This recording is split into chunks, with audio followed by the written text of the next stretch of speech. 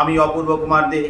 আমার প্রিয় বন্ধু, ভাই বোনেরা, গুরুজনদের প্রতি শত সহস্র কোটি প্রণাম জানিয়ে শুরু করছি আমি আমার স্বরচিত কবিতা।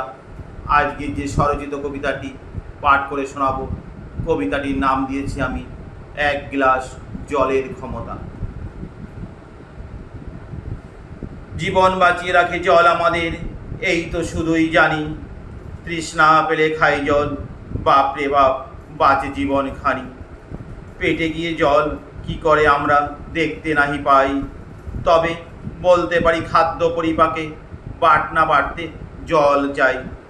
জলের ক্ষমতা দেখেছি সেদিন চোখ মেলে বাইরে, বলতে পারিনি সে কথাখানি ভয়ে অন্য কাউকে। এক গ্লাস জলের কি ক্ষমতা মনে আজও পড়ে, মাংসের টুকরোটি জলে ফেলতেই গরম তেলে চপ ভাজা হচ্ছে।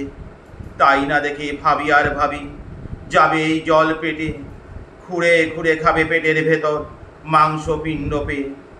কি জানি কি জল ভাই রে ভাই, জল দেখলেই ভয় লাগে। যেখানে সেখানে খাই না জল, খাই না যাত্রার হাতে। অনেক ভেবে চিনতে চলি তাই, ভেবে চিনতে পথে। তৃষ্ণায় বুক ফেটে যায়, চাই জল, সেই দৃশ্য ভেটে ওঠে।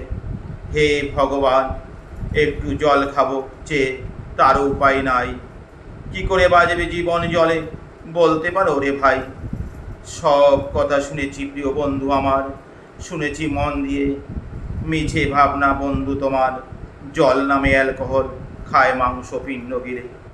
তাই বুঝি বন্ধু, এ কখনো বুঝিনি মনে, আজ বলে তোমায় পরিষ্কার মন, নেই ভয় ডর, জল খাই বেশি করে।